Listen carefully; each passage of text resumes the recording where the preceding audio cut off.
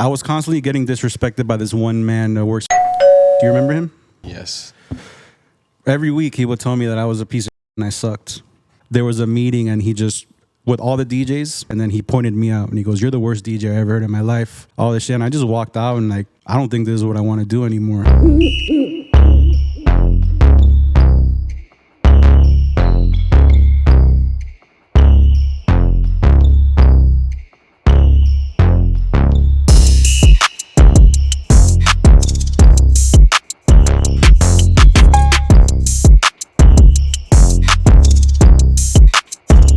Was there anything for each of you that, like, let's say you were doing something before and then something happened that made you want to do this? Was there anything that pushed you to like, I'm going to be an actor because something... an actor with a career.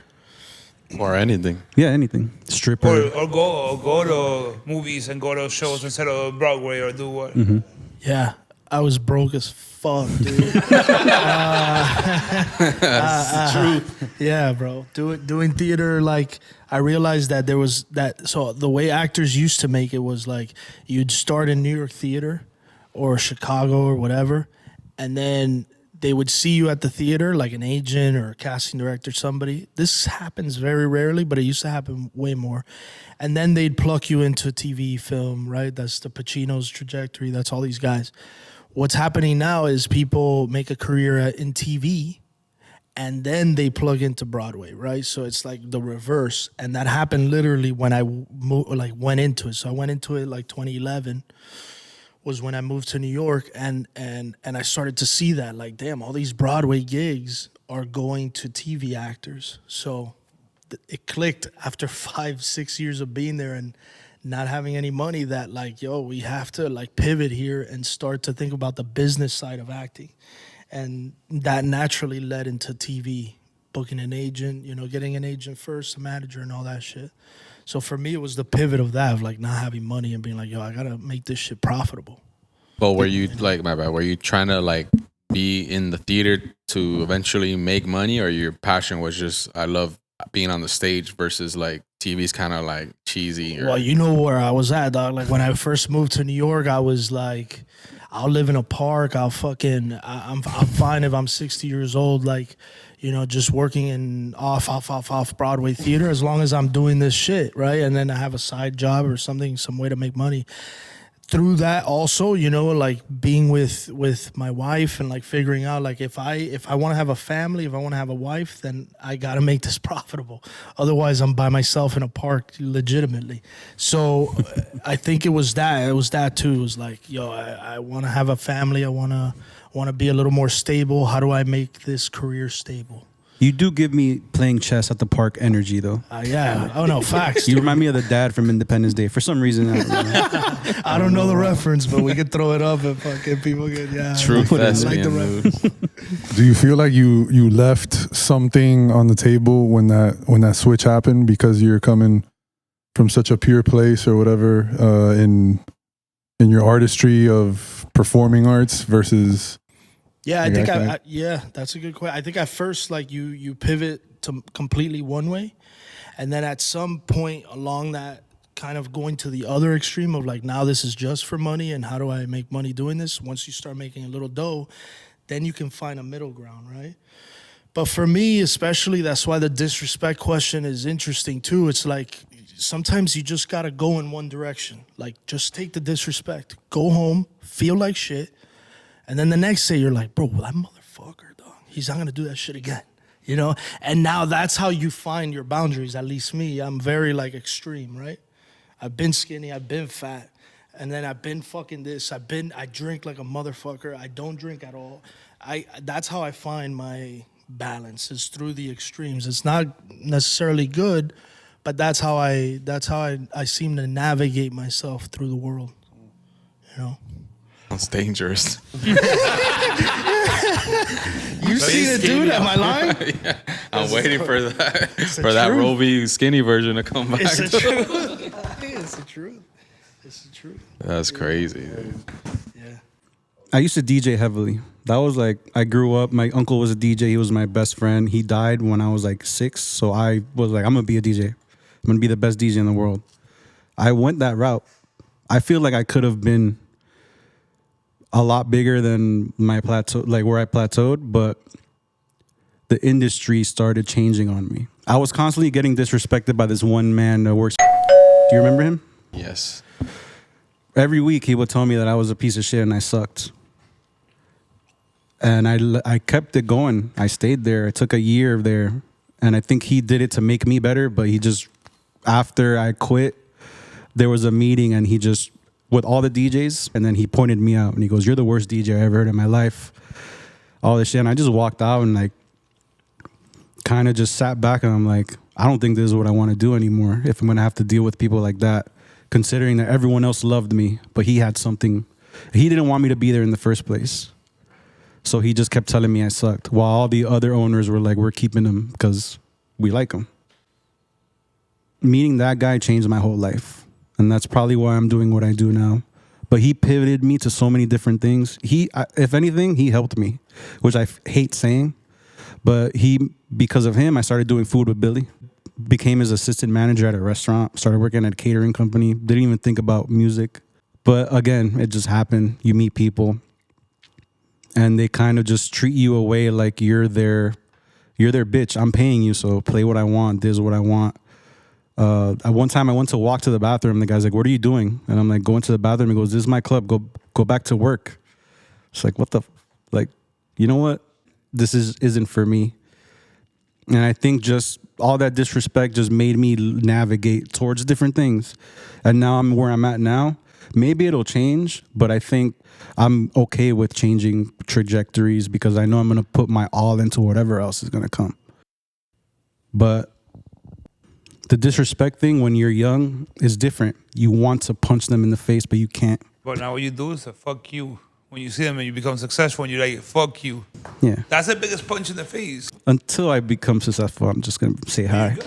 When the growth of things and like what you were doing 4 years ago, 3 years ago, a month ago, like it's so important to go little by little in the path and just get better. Like, at the end of the day, no, I tell myself all the time, I'm not the best chef in Miami. I'm nowhere near the best chef in Miami. But I'm good at what I do. I cook food that people want to eat, and I'm proud of what I do. And every day getting better. That's what you could do. That's like a victory, like when you learn something new in your field or someone congratulates you on something you thought you weren't doing well at, especially in creating things. Because we all create, you know, whether you're a writer, you know, you're basically in charge of everything from what I see. Because you're telling them to send you lists to buy, so I feel like, you know, you're creating something. You're doing something over there.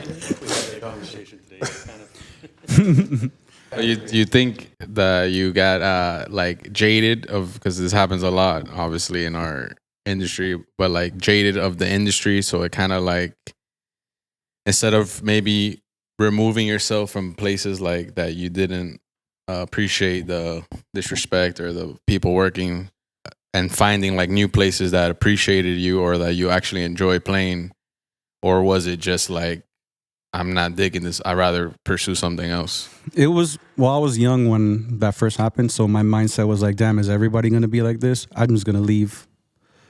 Now that I'm older, I know that it's not like that.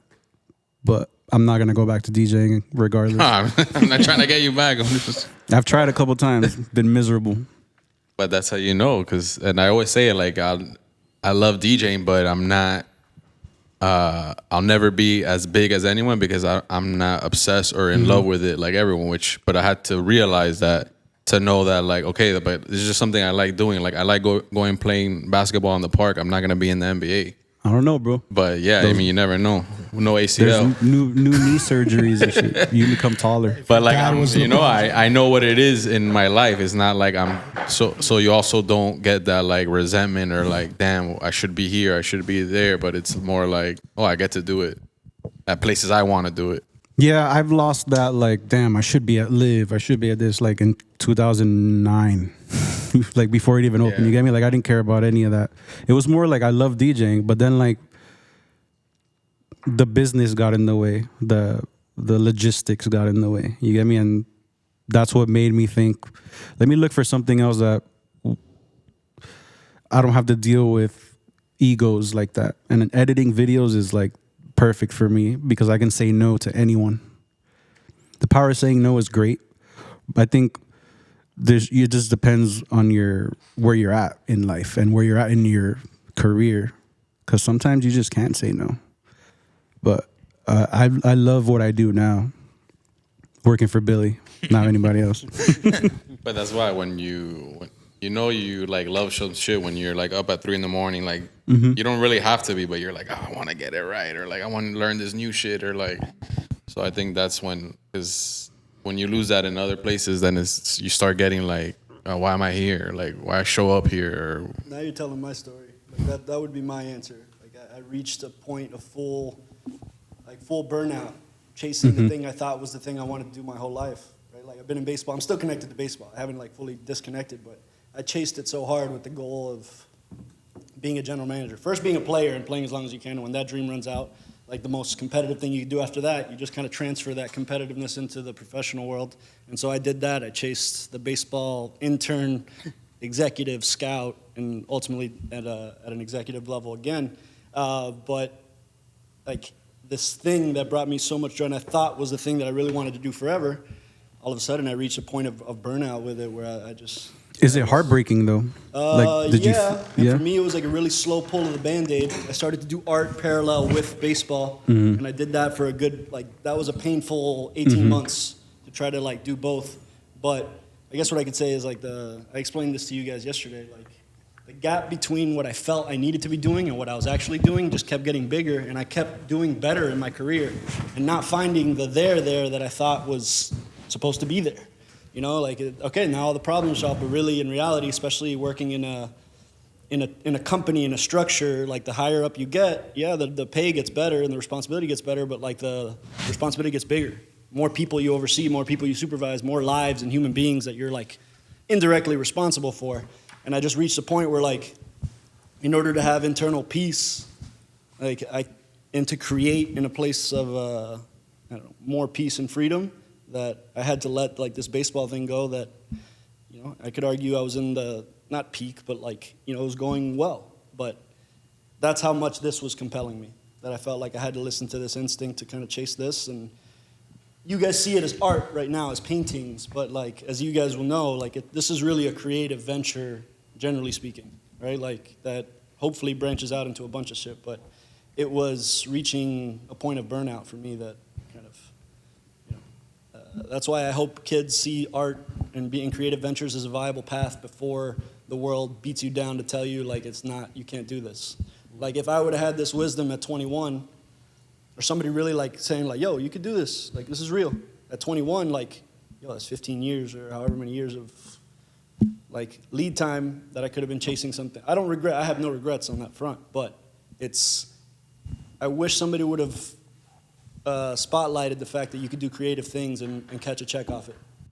I think times have changed also, though. Definitely, 100%. When I graduated high school, I got a scholarship for cooking school.